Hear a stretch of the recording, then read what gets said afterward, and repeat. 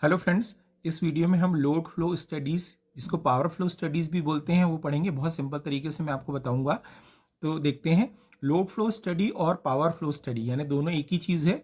Is the numerical analysis of electrical power in interconnected system.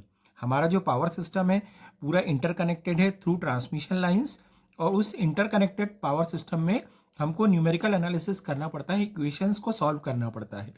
तो load flow studies में वही करेंगे। आगे देखते हैं, a power flow study usually uses simplified notations. हम पावर फ्लो स्टडी या लोड फ्लो स्टडीज में एकदम सिंपल नोटेशंस यूज करेंगे, जैसे सिंगल लाइन डायग्राम। यहाँ मैंने आपके समझने के लिए सिंगल लाइन डायग्राम बना के रखा है, इसको भी एक्सप्लेन करूंगा अभी। एंड पर यूनिट सिस्टम, यानी कि जो डिफरेंट यूनिट्स होती है इलेक्ट्रिसिटी में, जैसे पावर की यूनिट वाट्स हो गई, वोल्टेज की यूनिट वोल्ट्स हो गई, सबको हम एक ही यूनिट यानी पर यूनिट सिस्टम में सॉल्व करेंगे ताकि वो इजी हो जाए। आगे देखते हैं, in load flow studies 4 electrical quantities are to be analysed. हमको 4 इलेक्ट्रिकल क्वांटिटीज निकालनी होती है लोड फ्लो स्टडीज में। तो ये 4 इलेक्ट्रिकल क्वांटिटीज यही सबसे इंपॉर्टेंट है। पहला है एक्टिव पावर, जिसको P से डिनोट करते हैं। दूसरा है रिएक्टिव पावर, जिसको हम Q लिखते हैं।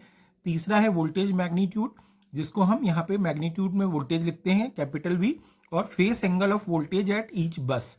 यहाँ पे बस क्या है ये भी मैं आपको बताता हूँ। तो बस पर कितना वोल्टेज है उसका फेस एंगल, ये 4 चीजें हमको निकालनी होती है लोड फ्लो स्टडीज में। आगे देखते हैं, load flow studies are important for planning of future expansion of power system.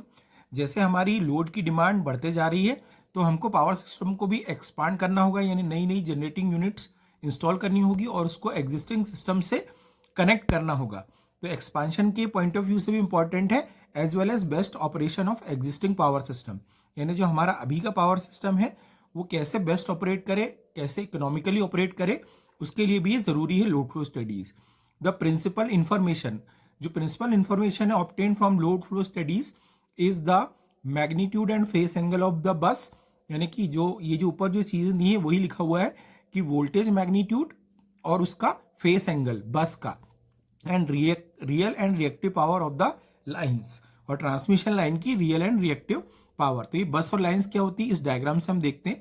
देखिए यहाँ पे ये बस नंबर 1 है, ये दिख रही है आपको ये लाइन, ये बस है और ये बस नंबर 1 है। यहाँ पे जनरेटर कनेक्टेड है, तो जनरेटर से लाइन एक कनेक्टेड है और ये बस दूसरी बस से कनेक्टेड है थ्रू दिस ट्रांसमिशन लाइन। ये एक लाइन है और यहाँ बस नंबर 2 हो गई और ये आपकी बस नंबर 3 हो गई। तो लोड को एरो से यहाँ पे शो करते हैं और ये जनरेटर का साइन इस तरीके से होता है, सर्कल में वेव लगा देते हैं हम। तो ये आपके जनरेटर्स हैं और ये बस तीनों आपस में कनेक्टेड एक दूसरे से, बस 1, 2 और 3। तो ये 3 बसेस हैं और ये ट्रांसमिशन लाइंस हैं, और ये जो सर्कल में है ये जनरेटर है और ये एरो से लोड को दिखाया गया है।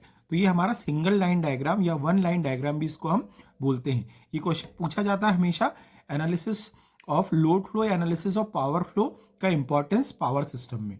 तो यही आपको पूरा ध्यान रखना है।